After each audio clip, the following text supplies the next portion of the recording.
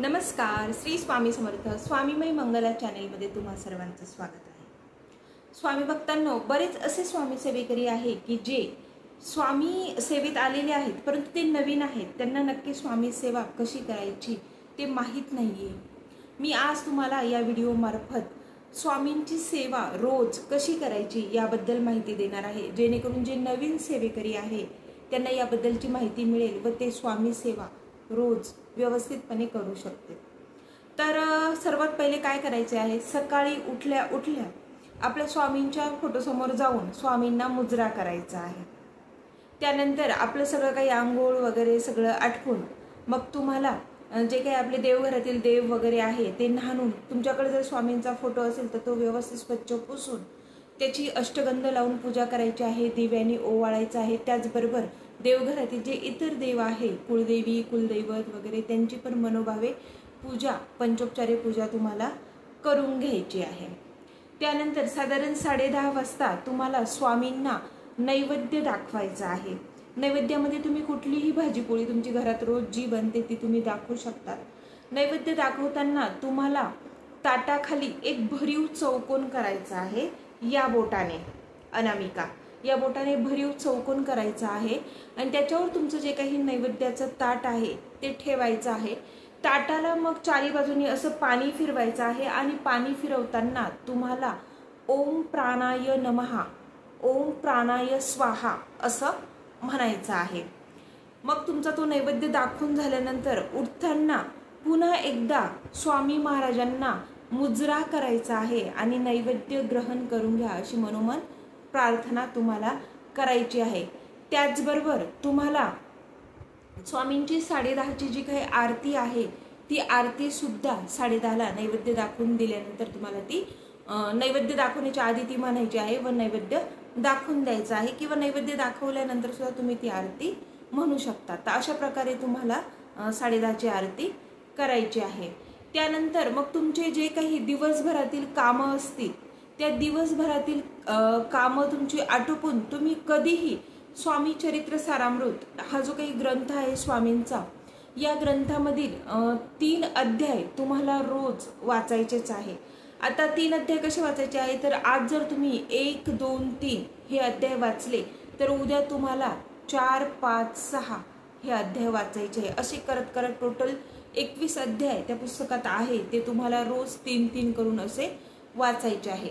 त्याचबरोबर तुम्हाला रोज 11 माळी श्री स्वामी समर्थ या मंत्राचा जप करायचा आहे। आपल्याकडे जी तुळशीची माळ असते किंवा तुम्ही विकत कुठल्याही धार्मिक दुकानातून ही माळ घेऊ शकतात, तर तुम्हाला या ज्या काही माळा आहे या 11 माळी रोज श्री स्वामी समर्थ या मंत्राचा जप करायचा आहे। आता या पूजेला साधारण फक्त पाऊण तास लागतो जर एकाच बैठकीत आपण पूर्ण केली तर, परंतु तुमच्याकडनं जर कदाचित हे शक्य नसेल तर तुम्ही 3 अध्याय सकाळी करून 11 माळी दुपारी पण करू शकता, संध्याकाळी पण करू शकता, कधीही तुमच्या मनाला जेव्हा वाटेल तेव्हा, फक्त दिवसभरात केव्हाही तुम्ही या 11 माळी पूर्ण करायच्या आहे। त्याचबरोबर तुम्हाला अजून काय करायचं आहे, आपल्या गुरुमाऊलींनी आपल्याला रोज पंचमहायज्ञ करायला लावलेला आहे। गुरुमाऊलींच्या म्हणण्यानुसार जो कुणी व्यक्ती पंचमहायज्ञ आणि त्याचबरोबर 11 माळी श्री स्वामी समर्थ महाराजांचा जप आणि त्याचबरोबर 3 अध्याय स्वामी चरित्र सारामृत आणि त्याचबरोबर शिवमहिम स्तोत्र जर पिंडीवर आपण म्हणत असू किंवा मग रुद्र अध्याय जर आपण पिंडीवर म्हणत असू तर आपल्या आयुष्यातले जे काही 99% प्रश्न आहे ते तिथेच सुटले जातात। म्हणजे आपल्याला कुठलीही सेवा घेण्याची गरजच पडत नाही, कारण आपल्या आयुष्यातल्या ज्या काही समस्या आहेत त्या जवळजवळ या सेवेनेच संपुष्टात येतात।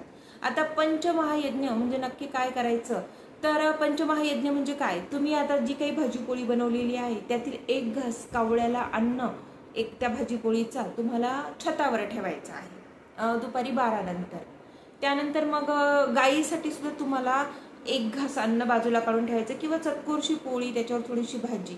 जेव्हा गाय तुमच्या दारात जर येत असेल किंवा तुमच्या गल्लीतून ती गाय जात असेल तर तुम्ही अशा वेळेस त्या गायीला ती भाकर पोळी जे काही बनवलं असेल ते तुम्ही खाऊ घालू शकता दिवसभरात केव्हाही, किंवा नसेल शक्य तर गायीच्या नावाने बाजूला काढून तुम्ही नंतर मग जर तुमच्या एरियात कुठे दूरवर गाय असेल तर तिथे जाऊन गायीला खाऊ घालू शकतात हा घास। आणि जर नसेलच गाय तुमच्या आसपास तर फक्त गायीच्या नावाने तो घास काढून बाजूला ठेवा रोज, आणि नंतर तो पुन्हा छतावर ठेवून द्या, म्हणजे जेणेकरून त्याला कावळा किंवा इतर पक्षी खाऊन जाऊ शकता. अशा प्रकारे तुम्ही गाईला घास काढा. हे झाले 2 यज्ञ. तिसरा यज्ञ तुम्हाला काय करायचं आहे, एखादा जो काही मनुष्य आहे त्या मनुष्याला तुम्हाला काही पण, म्हणजे असं चहा म्हणा, बिस्किट म्हणा, काहीतरी खायला द्यायचं आहे. बघा तुमच्या घरी लहान मुलं वगैरे येतात बघा, तर त्या लहान मुलांना सुद्धा तुम्हाला चॉकलेट, बिस्किट असं काहीतरी खायला द्यायचं आहे, जेणेकरून त्याच्याने त्याचा आत्मा तृप्त होईल. किंवा तुमच्या घरी जर कोणी पै पाहुणा आला तर त्याला तुम्हाला चहा, पाणी, असं सरबत वगैरे असं काहीतरी खायला द्यायचं आहे. जर तुमच्याकडनं शक्य असेल तर तुम्ही त्याला जेवणसुद्धा देऊ शकतात. परंतु आता बऱ्याच जणांना रोज रोज हे करणं शक्य नाही, तर तुम्ही एखाद्या लहान मुलाला चॉकलेट दिलं तरी काही हरकत नाही. चौथा यज्ञ म्हणजे मुंग्यांना साखर टाकणे. आता तुमच्या घरात लाल मुंग्या असो, काळ्या मुंग्या असो, जर तुम्हाला त्या नाही बी दिसल्या तरी भिंतीच्या एखाद्या कडेला तुम्हाला मुंग्यांच्या नावाने तुम्हाला साखर टाकायची आहे. 2-4 दाणे, अगदी चिमटीत बसतील असे 3-4 दाणे तुम्हाला भिंतीच्या कडेला टाकून द्यायचे मुंग्याच्या नावाने. त्याच्यानंतर जो काही 5वा यज्ञ आहे, 5वा यज्ञ म्हणजे काय करायचं, अगदी सोपा आहे. आपल्या गावठी तुपात एका वाटीत थोडंसं गावठी तूप घेऊन त्याच्यात आपला थोडासा आपला पेपरचा एवढा छोटासा नगभर तुकडा असा भिजवून घ्यायचा आहे. आणि तो एका पंतीत किंवा एखाद्या गॅसवर जरी तुम्ही डायरेक्ट जाळला तो कागद तुपात भिजवलेला, तूप अगदी 1 थेंबच वापरायचं असतं. आपल्या गुरुमाऊलींनी सांगितले 1 थेंब जरी तूप वापरलं तरी तो एक यज्ञ असतो शेवट. त्याच्यामुळे तुम्ही एखाद्या मातीच्या पंतीत वगैरे असं कुठेही तुम्ही तो जाळू शकता. म्हणजे मी तर मातीच्या पंतीतच तो कागद जाळते, तर तो एक यज्ञ असतो.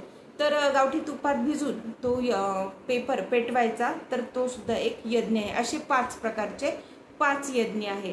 आता आपल्या गुरुमाऊलींच्या म्हणण्यानुसार जो कोणी व्यक्ती रोजची, आता मी तुम्हाला ही जी सेवा सांगितलेली आहे बघा स्वामींची, ही जी सेवा करेल, म्हणजे सकाळी उठल्यावर स्वामींना मुजरा, त्यानंतर 10:30ची स्वामींची आरती प्लस नैवेद्य, त्याच्यानंतर दिवसभरात कधीही तुम्हाला जेव्हा जमेल तेव्हा तुम्हाला 3 अध्याय स्वामी चरित्र सारामृताचे, जेव्हा जमेल तेव्हा तुम्हाला 11 माळी श्री स्वामी समर्थ या मंत्राचा जप, त्याचबरोबर तुम्हाला पंचमहायज्ञ करायचा आहे.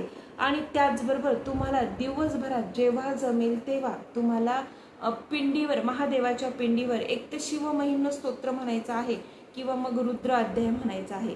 गुरुमाऊलींच्या म्हणण्यानुसार जो कोणी व्यक्ती हा यज्ञ, ही सेवा रोज करेल त्याचे 99% प्रश्न इथेच मार्गी लागतील. म्हणजे शक्यतो त्याच्या आयुष्यात नवीन प्रश्न हे उद्भवणारच नाही, किंवा जे काही नवीन प्रश्न उद्भवलेले असतील त्याच्यावर काही ना काही मार्ग नक्की सापडेलच. आणि या सेवा जर आपण रोज केल्या ना, तर शक्यतो आपल्याला कुठलंही मनोकामनेसाठी पारायण करण्याची गरज शक्यतो पडतच नाही, कारण आपले बरेचसे प्रॉब्लेम या सेवेनेच सुटतात. त्यामुळे जास्तीत जास्त नवीन सेवेकऱ्यांनी जर पारायण वगैरे नसेल करू शकत तर ही सेवा फक्त रोज करा. बघा ह्या ज्या काही सेवा आहे ना रोजच्या, त्या आपण आपल्या म्हणजे आपल्या मनानुसार दिवसभरात कधीही करू शकतो. शिवाय याच्यावर खाण्यापिण्याचं कुठलंच बंधन नाही, कुठं येण्या जाण्याचं बंधन नाहीये. कसंही असलं तरी आता पारायण करायचं म्हटलं तर आपल्याला बघा शेवट आपण अटकूनच जातो. आपल्याला 8-10 दिवस कुठे बाहेर गावी जाता येत नाही. पारायणाचे सगळे कडक नियम हे पाळावेच लागतात. आणि हे सगळं आपल्या सर्व्हिस करणाऱ्या लोकांना किंवा मग घरी जरी आता महिला असेल परंतु नाही शक्य होत त्यांना एवढे सगळे नियम पाळणं. त्यामुळे जर तुम्ही रोजची ही सेवा केली तर आपल्या गुरुमाऊलींच्या सांगण्यानुसार तुमचे 99% प्रश्न हे इथेच मार्गी लागणार आहे. त्यामुळे जास्तीत जास्त सेवेकऱ्यांनी, जे काही नवीन असतील ते, जे काही जुने सेवेकरी असतील परंतु त्यांना सगळं माहिती तरी करत नाही, तर त्यांनी सुद्धा आजपासून ही सेवा करायला सुरुवात करा. बघा तुमच्या ज्या काही समस्या असतील मनातल्या त्या आपोआप सुटायला नक्की मार्ग तुम्हाला काही ना काही दिसेलच. चला तर मग तुम्हाला जर आजचा हा व्हिडिओ जर आवडला असेल तर व्हिडिओला लाईक नक्की करा. त्याचबरोबर जर तुमच्या काही समस्या असतील स्वामी सेवेविषयी किंवा मग तुमच्या आर्थिक आरोग्याचे काही प्रश्न असतील, मुलांच्या शिक्षणाविषयी काही समस्या असतील तर तुम्ही तुमचा प्रश्न कमेंटमध्ये नक्की विचारू शकता. तुम्ही चॅनेलला सबस्क्राईब करा आणि बेल आयकॉनला क्लिक करा, म्हणजे माझे यापुढीलही व्हिडिओ तुमच्यापर्यंत येऊन पोहोचतील. श्री स्वामी समर्थ.